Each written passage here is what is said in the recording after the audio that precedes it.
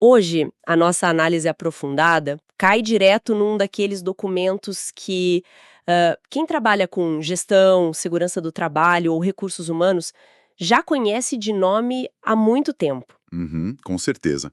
A famosa norma regulamentadora. Exato. A gente vai mergulhar de cabeça na atualização de 2022 da norma regulamentadora número 7, a famosa NR07. Que passou por mudanças bem substanciais, né? Muito substanciais. E o foco aqui, especificamente, é o Programa de Controle Médico de Saúde Ocupacional, o tal do PCMSO. Uma sopa de letrinhas que assombra muito o departamento de RH. Total. Mas, ó, a missão da nossa conversa hoje não é fazer, tipo, uma leitura burocrática e chata de leis trabalhistas. Até porque a nossa audiência já manja do básico de como o regime de contratação funciona. O pessoal que acompanha a gente já tem essa base. Sim, o nosso objetivo hoje é destrinchar como essa legislação atualizada enxerga a biologia humana, tipo, dentro do ambiente de trabalho mesmo. A máquina humana operando em cenários reais. Isso. Das linhas de montagem super ruidosas até as fundações de pontes lá no fundo do mar. A gente vai analisar as implicações reais e, às vezes, as enormes dores de cabeça logísticas de rastrear a saúde de quem trabalha sobre esses riscos todos. Sem dúvida. É um documento muito denso, cheio de ramificações práticas. E, para começar a organizar as ideias, acho que o primeiro ponto de atenção dessa atualização de 2022 é o esforço da norma em deixar muito claro que o PCMSO não opera no vácuo. Como assim no vácuo? É que ele é essencialmente a resposta médica a um mapeamento prévio de engenharia. Ou seja, existe o Programa de Gerenciamento de Risco, o PGR, que é quem mapeia o ambiente físico. Ah, tá. O engenheiro vai lá primeiro. Exato. O engenheiro ou o técnico de segurança vai lá no galpão e diz, olha, temos uma máquina que emite muito ruído aqui.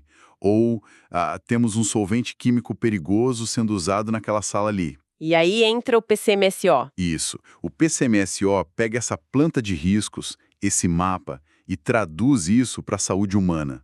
É o acompanhamento biológico cirúrgico para aquele perigo específico que o PGR apontou. Eles operam em dupla, então. O engenheiro monitora a fábrica e o médico monitora quem está lá dentro respirando aquele ar. Perfeita analogia. Certo, vamos desempacotar isso. Porque tem um conceito logo nas diretrizes iniciais que eu fiquei bastante curiosa. Porque bate de frente com uma prática super comum no mercado. A norma diz com todas as letras que o PCMSO não deve ter caráter de seleção de pessoal. Exatamente.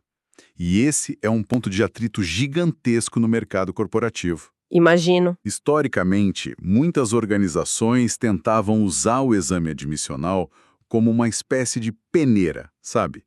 Um filtro para contratar apenas quem tivesse uma saúde inabalável.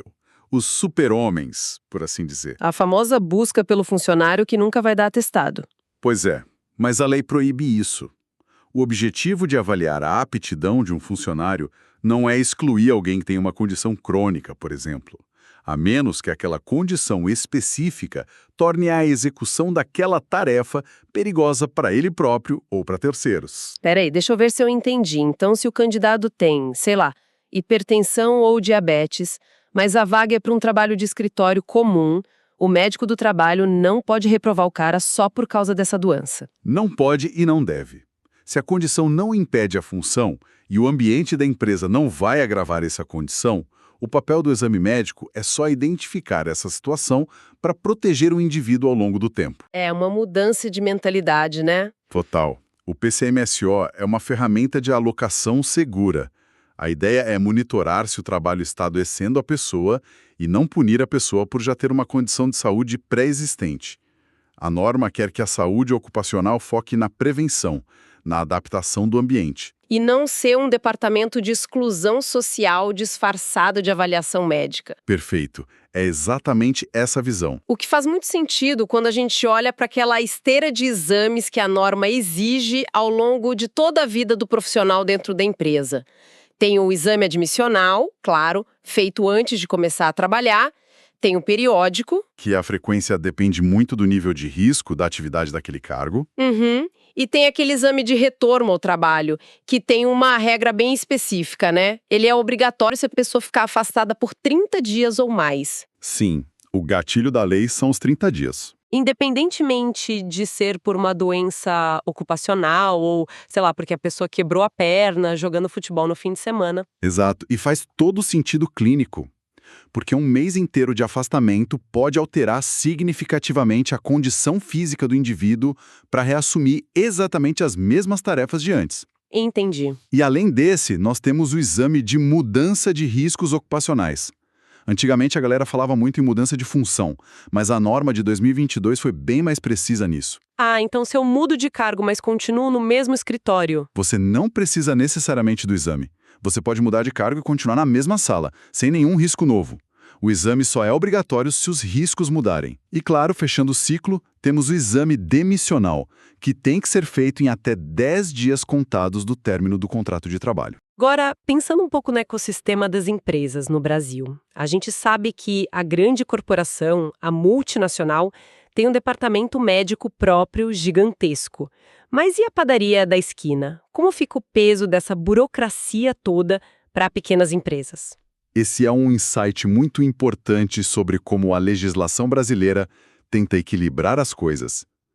Para microempreendedores individuais, os famosos MEIs, e para as micro e pequenas empresas de graus de risco mais baixos, a norma dispensa a elaboração daquele documento formal e complexo do PCMSO. Ah, então eles não precisam fazer aquele calhamaço de papel. Não.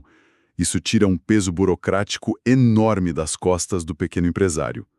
Mas, e aqui está o detalhe fundamental, a dispensa do papel não significa dispensa da responsabilidade com a saúde. A conta ainda chega. Sim. Essas pequenas empresas continuam sendo obrigadas a custear os exames médicos admissionais, os demissionais e também os periódicos a cada 2 anos para os funcionários. Ou seja, a segurança biológica é uma linha de base. Não é um luxo que só multinacional com orçamento gigante precisa ter. O dono da pequena oficina mecânica lá do bairro não precisa montar um manual de 200 páginas de programa de saúde, mas ele tem que pagar o exame do mecânico dele. Perfeito. O custo do monitoramento da saúde é inerente ao ato de ter um funcionário.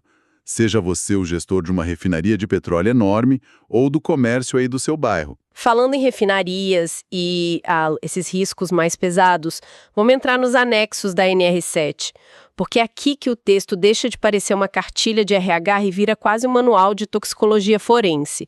Eu fiquei impressionada. Os anexos são o coração técnico da norma. Sim, o anexo 1, que trata de agentes químicos, traz umas tabelas gigantescas e tem uma classificação ali que eu queria muito que a gente destrinchasse. Porque a sopa de letrinhas é pesada. IB/EE e IB/SC. O que é isso na prática do dia a dia? O que é fascinante aqui é que parece complexo, mas a lógica por trás dessa sigla literalmente salva vidas. O documento divide os indicadores biológicos em 2 categorias principais. Tá. Os IB/EE são os indicadores biológicos de exposição excessiva. O outro grupo, o IB/SC, são os indicadores com significado clínico. A diferença prática entre eles é a diferença entre um alerta preventivo e um dano real que já aconteceu no corpo. Vamos tentar colocar isso num cenário bem prático para quem nos ouve visualizar. Claro. Pense no indicador de exposição excessiva, o EE, como se fosse um alarme de fumaça na sua casa. Ok. Ou de urina do funcionário. Detecta que esse indicador está acima do limite. Não significa que o trabalhador está doente. Significa apenas que ele absorveu mais daquela substância química do que deveria. O corpo dele ainda está processando aquilo, o fígado está dando conta, sem dano aos órgãos. Mas a sirene tocou. Exato. É um aviso claro de que algo no ambiente falhou. A máscara de proteção estava frouxa, a ventilação do galpão quebrou, ou o processo produtivo mudou e vazou gás. É a grande chance de pegar o problema no flagra antes que vire uma doença real. Como se o médico dissesse: opa, você respirou muito solvente essa semana. Vamos ver lá no galpão o que está errado com a sua máquina. Exatamente isso. É pura prevenção. Já o indicador com significado clínico, o SC, é um estágio muito mais grave e preocupante. Aí o bicho pega. Quando esse indicador está alterado no exame, já existe uma evidência médica de disfunção orgânica. O corpo do indivíduo já não está apenas carregando a substância temporariamente, ele já está sofrendo danos. Os rins, o fígado ou os pulmões já estão acusando o golpe da intoxicação. Nossa! E o nível de precisão que a norma exige para capturar essas substâncias é uma coisa assustadora. Eu estava lendo as tabelas de coleta e elas não dizem apenas: faça um exame de sangue genérico. Não mesmo. Tem regras cronometradas. Muito cronometradas. Se o cara trabalha com benzeno, a amostra de urina tem que ser coletada exatamente no final da jornada de trabalho. Se é um solvente tipo tricloroetileno, tem que ser no início da última jornada da semana. Tem toda uma ciência muito fina de como o metabolismo humano processa essas toxinas em tempo real. A janela para pegar a alteração é minúscula, né? E isso exige que os laboratórios e a medicina do trabalho sejam verdadeiros relógios suíços. Porque pensa comigo, se você coletar o sangue na segunda-feira de manhã, depois do indivíduo passar o fim de semana inteiro em casa respirando ar puro... O corpo já limpou tudo. Exato, o fígado já metabolizou e limpou parte do solvente e o exame vai dar um falso negativo. A norma entende a meia-vida das substâncias químicas no corpo humano e exige o exame no momento de pico. Incrível. Bom, saindo um pouco da química e indo para o mundo da física, o anexo 2 muda completamente o foco da nossa análise. Ele trata do controle médico da exposição a níveis de pressão sonora elevados. O famoso e constante barulho de fábrica. E a grande estrela desse anexo é o monitoramento da PANPS. Vamos traduzir isso para a nossa audiência entender. PANPS significa perda auditiva induzida por níveis de pressão sonora elevados. É uma surdez muito específica. Ela é geralmente bilateral, afeta os dois ouvidos, e vai acontecendo de forma lenta, gradual e irreversível, porque as células do ouvido interno vão literalmente morrendo pelo excesso de ruído diário. E não tem cura, né? Não tem. E para rastrear isso, a norma exige audiometrias em cabines acústicas altamente controladas. Mas o que mais causa dor de cabeça logística na rotina das empresas é a preparação desse trabalhador para conseguir fazer esse exame. Ah, sim. Aqui é que a coisa fica realmente interessante. A regra das 14 horas de repouso auditivo. Essa mesma. A norma estipula, de forma bem rígida, que o trabalhador não pode fazer o exame de audiometria se não tiver passado por pelo menos 14 horas de repouso auditivo absoluto. 14 horas sem barulho nenhum. Isso serve para eliminar qualquer fadiga auditiva temporária. Se o indivíduo trabalhou na máquina barulhenta até às 6 da tarde de hoje, o ouvido dele ainda está atordoado, se recuperando. O exame feito na manhã seguinte precisa refletir a capacidade real e permanente daquela audição, e não o cansaço do dia anterior. Gente, mas pensa no desafio de gestão disso. Imagina o trabalhador saindo da fábrica numa sexta-feira. Ele não pode ir para o barzinho que tem banda ao vivo com os amigos. Ele não pode colocar o fone de ouvido no volume máximo no ônibus voltando para casa. Se ele fizer qualquer uma dessas coisas, o gráfico da audiometria vai acusar uma perda que, na verdade, é só o ouvido cansado da noite anterior. É um controle de comportamento fora da empresa também, indiretamente. E falando em gráfico da audiometria, a padronização visual que a norma exige é uma curiosidade à parte. É verdade. Eles criaram uma linguagem universal dentro da medicina do trabalho no Brasil.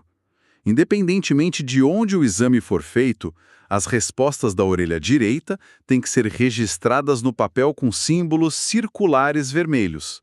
Já a orelha esquerda usa um X na cor azul. E tem a questão da condução do som também. Sim, se a condução do som for pelo ar, é um símbolo específico.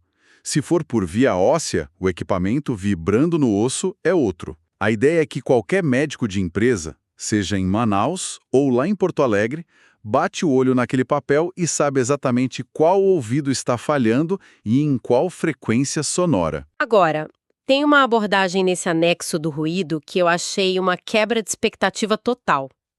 A lógica mais crua, a lógica fria do mercado, diria o seguinte: se a audiometria do mecânico lá da fábrica deu ruim e a PANPS foi detectada, ele está ficando surdo. Então tira ele do galpão, declara ele inapto para a função e demite logo o cara para não gerar passivo trabalhista futuro. É o que muitos tentavam fazer. Mas a norma corta essa reação pela raiz. Corta e de forma magistral. É uma das partes mais interessantes dessa legislação toda. O texto adverte expressamente que a PAIMPSE por si só não é indicativa de inaptidão para o trabalho. Então ele continua trabalhando? Sim. O médico do trabalho não pode simplesmente olhar os X azuis e os círculos vermelhos caindo no gráfico e mandar a pessoa embora. A lei empurra o problema de volta para a mesa da organização resolver. Ou seja, a empresa não pode simplesmente descartar quem está perdendo a audição por causa dela mesma. De jeito nenhum. O médico tem que analisar a idade, o histórico completo do funcionário, se a função realmente exige uma audição perfeita e até investigar exposições fora da empresa. Como você disse, às vezes a pessoa tem um hobby de atirar em estande de tiro sem protetor no fim de semana. Ou toca numa banda de rock. Exato. O foco da lei não é punir o trabalhador tirando o ganha-pão dele na primeira alteração de exame. É forçar a empresa a olhar para o próprio ambiente. Se a audição do grupo inteiro está caindo, a empresa precisa melhorar as máquinas, colocar isolamento acústico, rever a qualidade dos protetores auditivos e incluir essas pessoas em programas rigorosos de conservação auditiva. É uma gestão de causa raiz, não uma gestão baseada em demissão. Brilhante. Só que essa visão de longo prazo de cuidar do funcionário fica ainda mais pesada e até um pouco assustadora, na minha opinião, quando a gente avança para os anexos 3 e 5, que tratam de poeiras minerais e agentes cancerígenos. Porque aqui, o compromisso que a empresa assume com a biologia do funcionário ultrapassa muito o tempo de vigência do contrato de trabalho. Se conectarmos isso a um cenário maior, entra a necessidade de entender o período de latência de certas doenças ocupacionais severas. Quando falamos de poeiras finíssimas, como sílica e asbesto. O asbesto é o famoso amianto, né? Usado em telhas e caixas d'água antigas. Isso mesmo, amianto. Estamos falando do risco altíssimo de desenvolver pneumoconioses. Que, só para contextualizar quem não é da área médica, são aquelas doenças pulmonares super graves causadas pelo acúmulo de poeira inalada, que fica presa lá no fundo dos pulmões ao longo de anos e anos de trabalho respirando aquilo. Certo. Exato. Essa poeira invisível se instala nos alvéolos e o corpo simplesmente não consegue expulsar, o que gera uma inflamação crônica, fibrose e, com o tempo, pode evoluir para câncer de pulmão ou mesotelioma. O grande detalhe, o pulo do gato médico aqui, é que isso não aparece no exame de raio-x no dia seguinte à inalação. Demora muito. Pode levar décadas para o primeiro sintoma surgir. Por causa dessa enorme janela de tempo, a NR07 impõe uma regra que muita gente desconhece. Se um trabalhador foi exposto ao amianto, o ex-empregador é obrigado a disponibilizar e custear exames médicos, como raio-x de tórax e espirometria, por 30 anos após o término do vínculo empregatício. Gente, isso gera uma dor de cabeça logística gigante. Vamos colocar isso na ponta do lápis para visualizar. O sujeito trabalha na construção civil, lidando com amianto ali nos anos 90. E ele pede demissão da empresa no ano 2000. Até o ano de 2030, 30 anos depois, a empresa ainda tem a obrigação legal e financeira de rastrear o pulmão desse cara anualmente. Quem paga essa conta se o funcionário já está aposentado, morando lá em outro estado, e se a construtora falir nesse meio tempo? É um passivo biológico que acompanha a pessoa jurídica por 30 anos depois que o cara entregou o crachá. É um passivo imenso e muito complexo de gerenciar. E a exigência tecnológica para esses exames acompanhou a modernidade. A norma não aceita qualquer chapa de pulmão borrada. Ela dita a resolução mínima em megapixels para os monitores digitais onde o radiologista vai avaliar as imagens e exige a leitura com base em critérios estritíssimos da Organização Internacional do Trabalho. Tudo padronizado. Tudo. E quando falamos de registro de dados, a burocracia do arquivo é quase um trabalho de arqueologia corporativa. Para substâncias cancerígenas que estão lá no anexo V, os prontuários médicos não podem simplesmente ser jogados fora depois de um tempo. Eles devem ser guardados rigorosamente por 40 anos após o desligamento do funcionário. 40 anos. Imagina os departamentos de recursos humanos e segurança do trabalho das empresas precisando migrar arquivos. De papel para disquete, de disquete para CD, de CD para nuvem, garantindo todo o sigilo médico de pessoas que já nem trabalham mais lá há 3 décadas. É um desafio de TI enorme. E tem uma exigência ainda mais extrema no caso das radiações ionizantes. Aquela galera que trabalha em usinas nucleares ou operando máquinas industriais de raio-x. O que a norma pede nesses casos de radiação? Se a pessoa trabalhou nesses ambientes, o prontuário clínico e ocupacional deve ser mantido até o ano em que o indivíduo completaria 75 anos de idade, e por pelo menos 30 anos após o seu desligamento. É basicamente um contrato quase que vitalício com o histórico celular e genético daquele indivíduo. Caramba. Bom, até aqui na nossa imersão a gente falou muito de problemas que demoram anos ou décadas para aparecer. Câncer, perda auditiva gradual, doenças pulmonares, tudo num ritmo lento.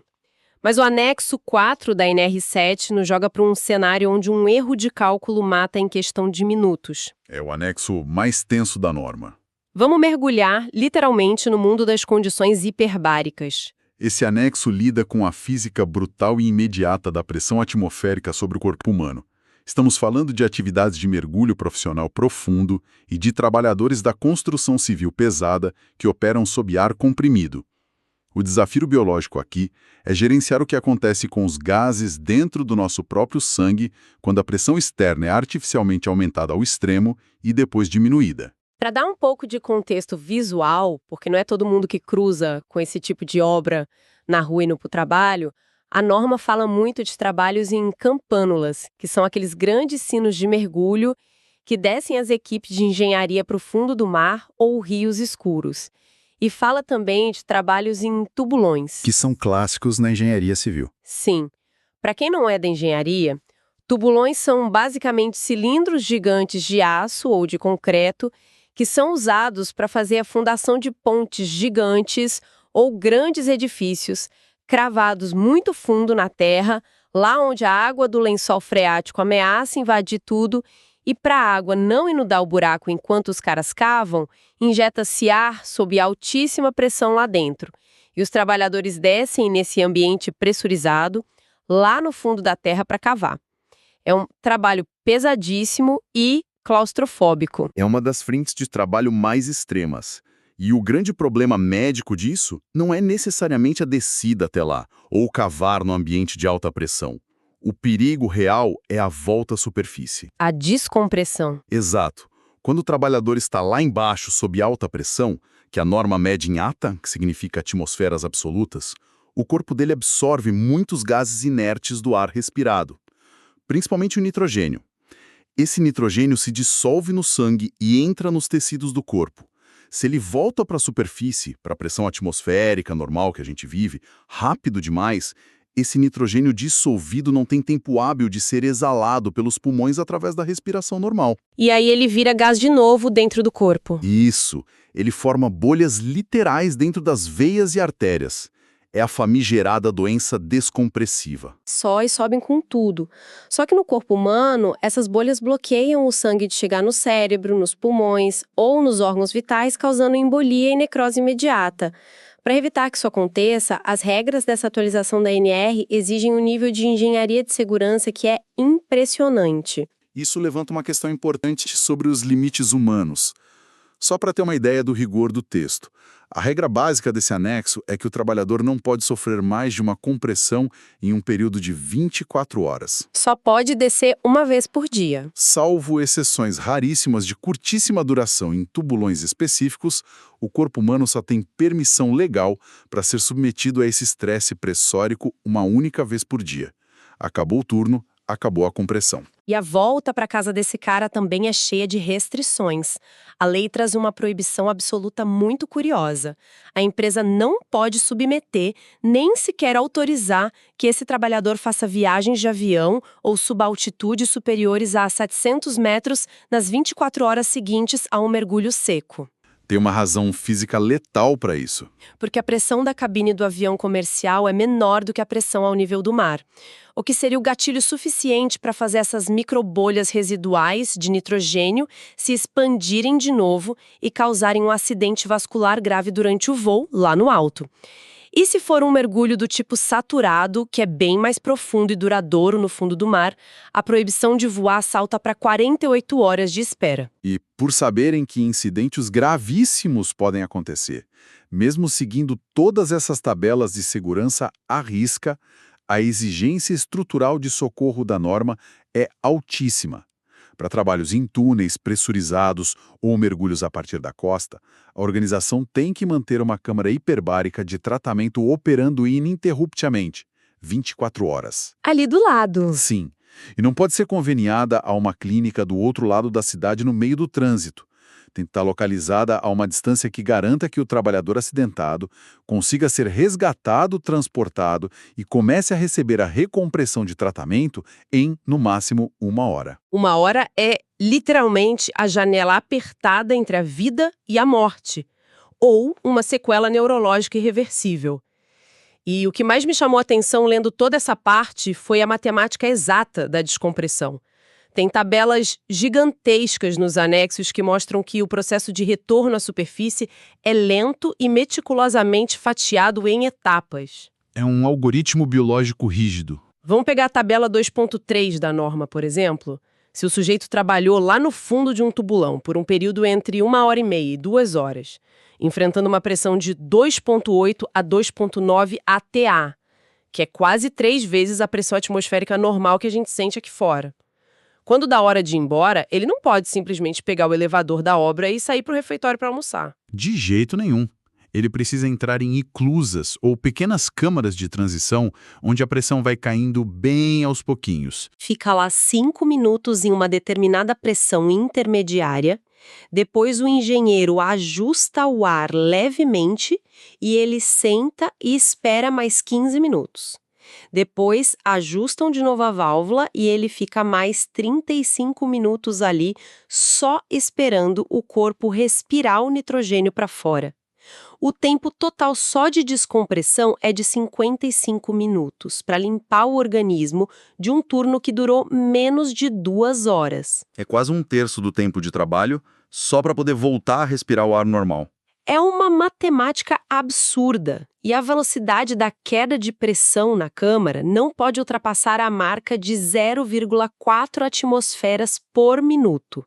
É tudo cronometrado segundo a segundo no relógio. E a triagem médica prévia para aprovar alguém para esse tipo de função de risco é talvez a mais exigente de toda a medicina do trabalho no país.